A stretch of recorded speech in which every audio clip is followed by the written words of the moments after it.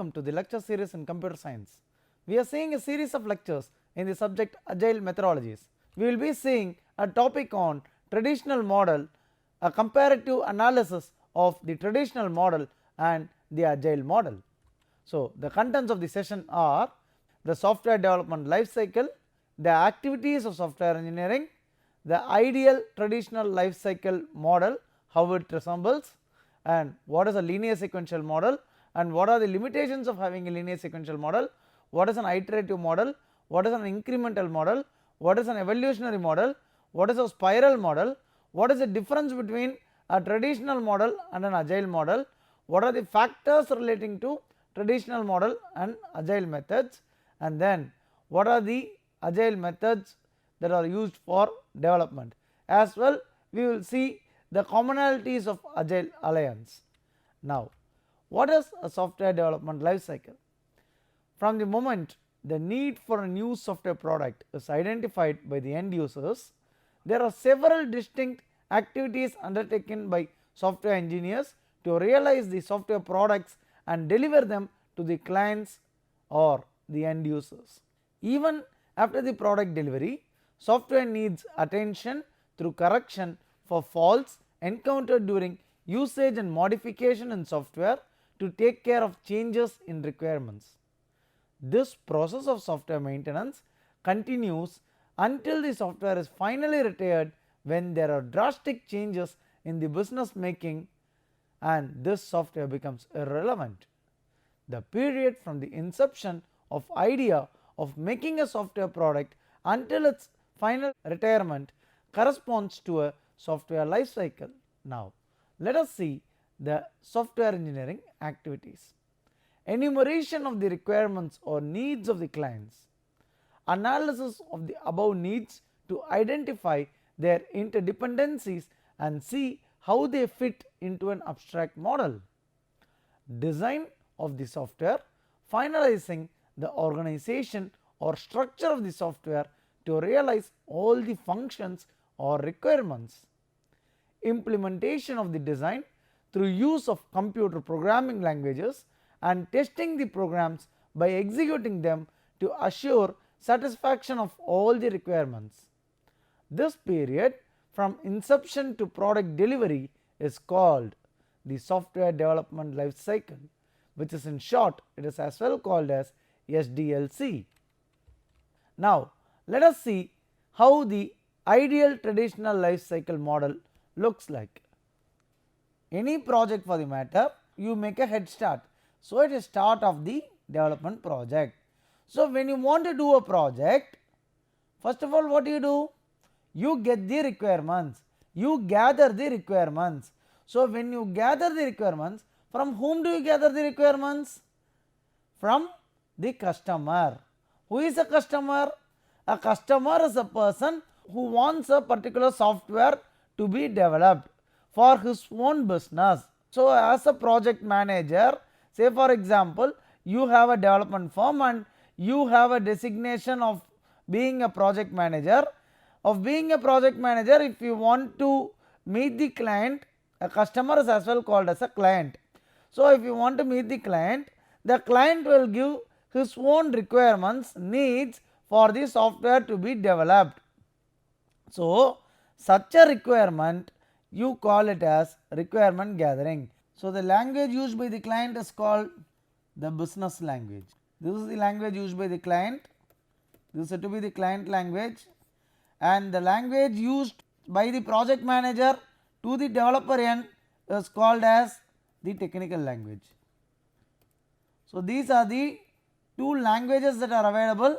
So, as far as this particular point is concerned, the client speaks with respect to a business language. So, after the requirements have been gathered by the project manager, he has to analyze those requirements. He has to make a feasibility study first of all, whether it is feasible to do the project. Then only he will be getting the requirements. After getting the requirements, he will be analyzing the requirements. What software we require, how we are going to develop, what is the manpower that is required, how many burners are required. My dear viewers, what is a burner? How many hours will take place for working out on a particular project. So, that is called the burners. So, what is the estimated time? What is the estimated cost? So, everything it is the responsibility of the project manager to analyze. So, he will be making the analysis of the requirements. After analysis has been made, he will be designing the software. He will send it to the designers, wherein the designers will be designing the software, and those designs will be done either by tools such as rational rows. They will be working out, they will be making a design by using a language called as unified modeling language, UML.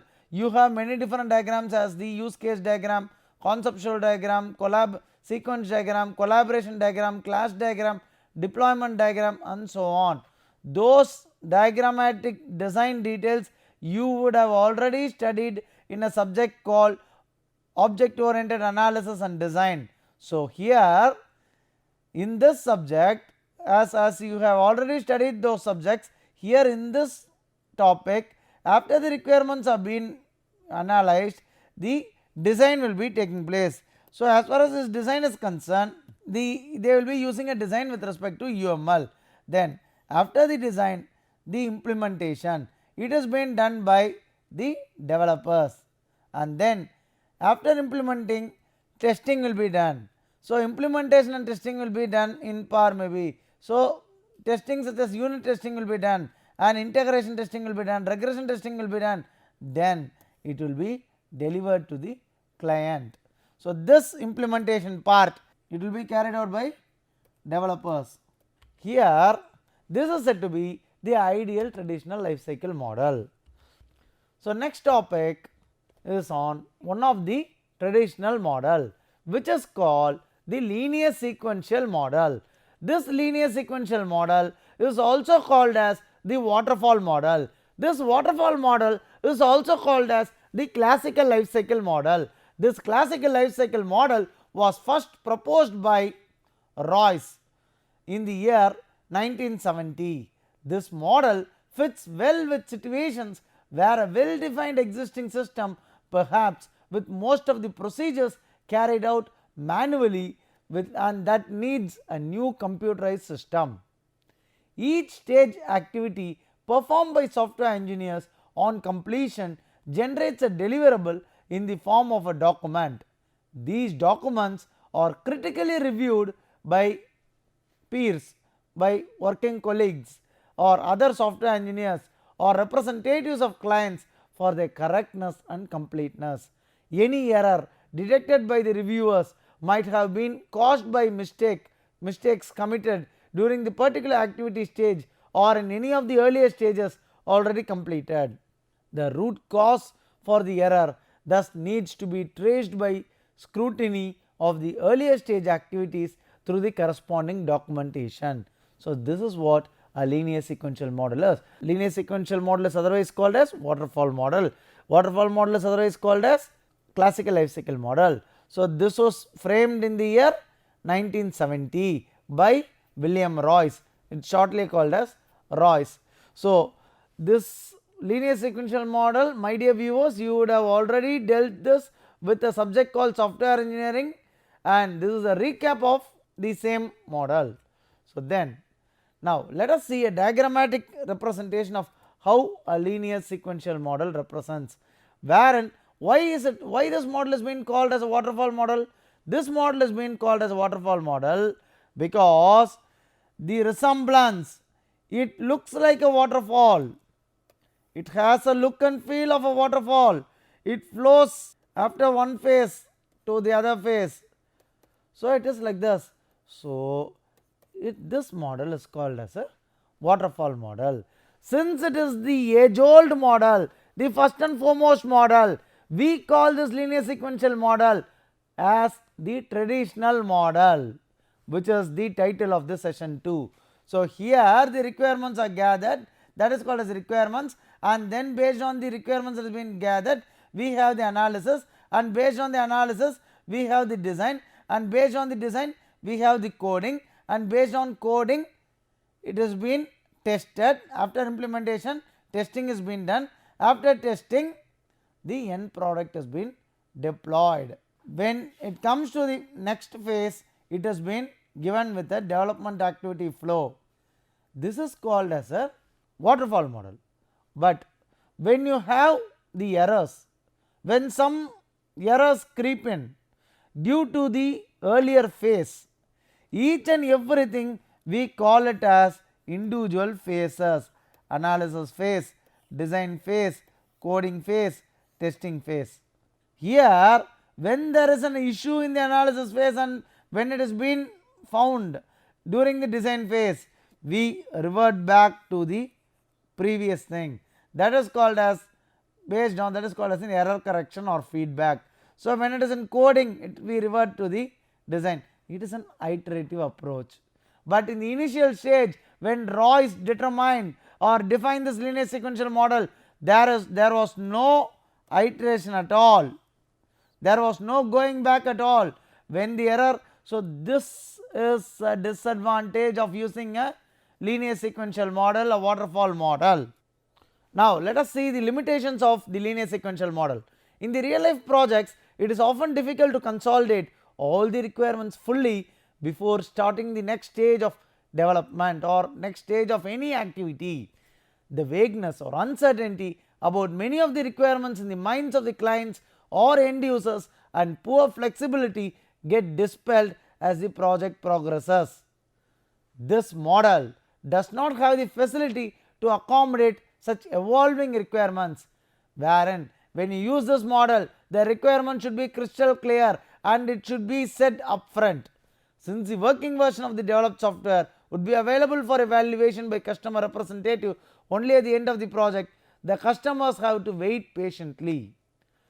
This precludes the possibility of early customer feedbacks and intervention, correcting the misunderstandings or errors that might have crept in the early phases of the project, particularly during communication between the developers and customers. Which means the basic limitation of a linear sequential model is the customer should have patience.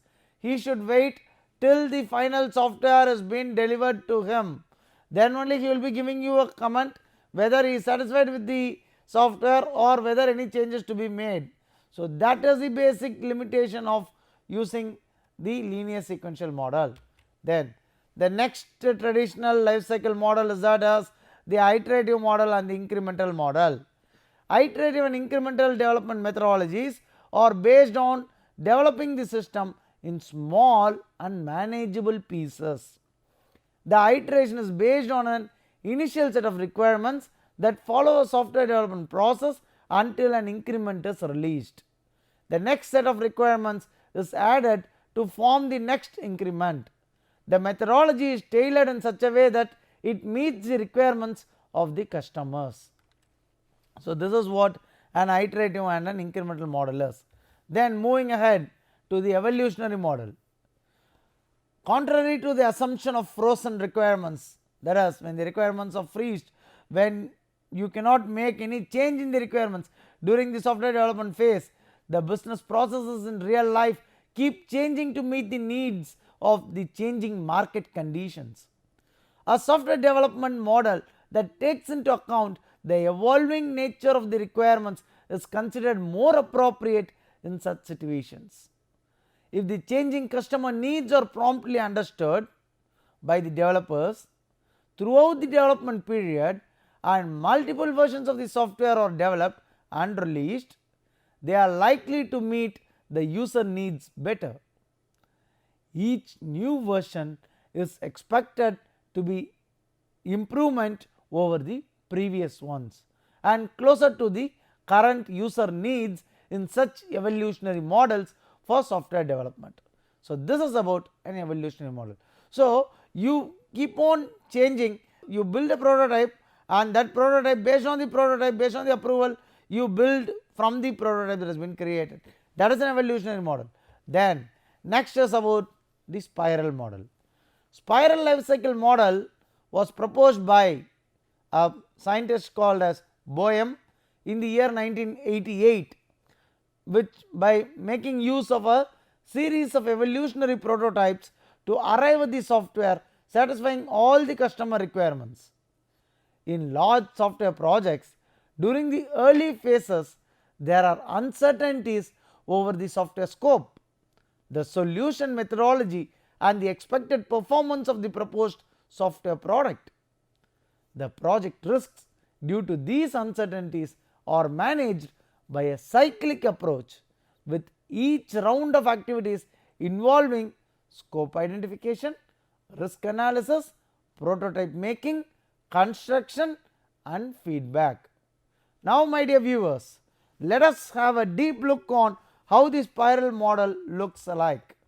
So, this is the spiral model. So, in the spiral model, it has been classified with 4 quadrants. In the first quadrant, you determine the objectives, alternatives, solutions, and constraints. Then, in the second quadrant, speaks about the risk analysis, how to make the prototypes.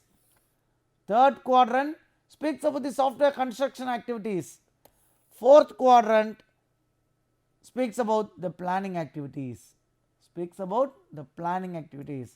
Here, let us start from the first quadrant, determining objectives, alternatives, and constraints. Here it is. You start over here at this location, which is called as, you start with an initial plan and then you try to build the prototype. That prototype, a small miniature of the software that you create, you call it as, you name it as the prototype 1, and then after naming it as a prototype 1, you confine an operation, a concept of operation, then you do a requirement validation, you do a design, you do verification and validation. What is verification and validation? Again, you would have dealt this in software engineering about what a verification and a validation is. Am I building the right product? Am I building the product right? Am I building the right product is verification, wherein you will be checking at your end, you will be checking whether am I doing it correctly. Have I built the product right? After working out, after the product has been delivered, whether the product that has been delivered, whether it is correct, whether is it working fine. So, that is validation. So, here in each and every internal phases, requirement you validate the design, so on. So, now the concept of operation has been confirmed. Then you go here, you create a development plan, then you build, you increment, you do an increment on the prototype which was already built. So, that incremental prototype you name it as prototype 2. Then come over here for software requirements, and then again you move, you create a prototype 3, then you keep on building. When you keep on building, you design for the product, you design for the verification validation, you test the plan, then you create an operational prototype. Then after creating an operational prototype, you create a final design, you make coding, testing, you deploy it to the customer end. So, software construction activities takes place in the design, coding, and testing. Here all prototype activities have been taking place. Then here you have a development plan, testing plan. So, that is the reason this quadrant is called as the planning activities. So, this is how the spiral model works out. Now, let us see what a traditional software development model, how it varies from with that of the agile software development model. As far as the traditional method is concerned, it uses a linear approach where the stages of the software development process must be completed in a sequential order. It is required or it is used to develop the simple software when the requirements are pretty clear. It should be crystal clear. Testing is done once the development phase is totally completed. In a traditional software development, we use 5 different phases are used. One is called the requirement gathering, analysis, design, coding, testing. and we do maintenance after the final software, end software has been delivered to the client. And as far as by using traditional software development, it provides less security, it provides very less functionality in the software. My dear viewers, why does it provide very less functionality in the software? It is because the requirements are freezed. We are not allowed to change the requirements, and it follows a agreed plan. It follows a contractual negotiation, works based on an agreed plan. So here the requirements are not, it is not made to change. So that is the reason whatever the requirements are, the software has been created that provides less functionality in the software. It is basically used by the new entrants. Who are the new entrants? The fresh engineers, the fresh people, the fresh software developers, whoever comes in afresh in the industry. So that is traditional software development. Now let us see in contrast to the new agile software development. This agile software development, it is used to develop the complicated software, especially when there is a high chance of changes in the requirements. When there is a requirement creep, we go in for this agile software development. Here, testing and development processes are performed concurrently or performed at the same instance of time. There are three phases of agile software development. Three phases are used. One is define, second build, third release. It provides better security. It provides all functionalities needed by the user or the customer. How does it provide all functionalities needed by the customer? My dear viewers, we go into this agile software development when there is a change in requirement, when the requirements are not known pretty clear or not known well in advance. So it is basically, this agile software development is basically used by professionals. Now let us see a diagrammatic representation of the basic difference between a traditional model and an agile model.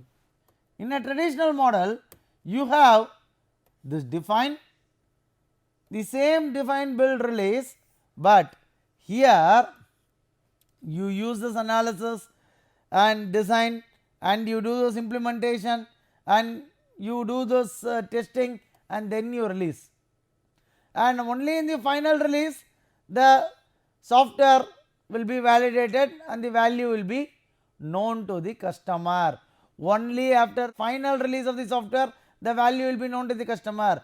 Whereas in the case of agile model, you define, you build, you make a small release, small increment of the release, you deliver a small working software, a miniature, a small feature, you deliver it to the client. Based on the approval or the satisfaction from the client, you again redefine, you build, you make a release. Here again define, build and release. So value of the software is obtained after each and every small releases. So the risk factor ends up in this area itself, define, build, release, ends up in the second iteration itself. Each and everything we call it as an iteration. Whereas in a traditional model, the risk factor, it has been kept fully, because you give a working software as the values analyzed or realized only after we get the working software. So this is the basic difference between a traditional model and an agile model. Then next let us see the factors relating to traditional and agile methods. The first factor is on software development. In traditional approaches, it uses process oriented, agile method uses people oriented. Project management style, traditional method has command and control, agile method has leadership and collaboration.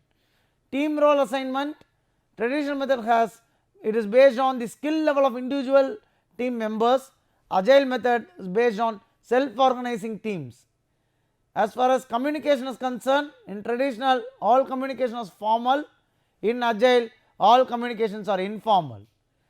As far as client's role is concerned, traditional approach, it is important, here it is critical. Why? Because you have a change in requirements quite often. So, and as far as the process model is concerned, in traditional approach we use waterfall model, spiral model, prototyping model, whereas in the case of agile model we use this evolutionary approach.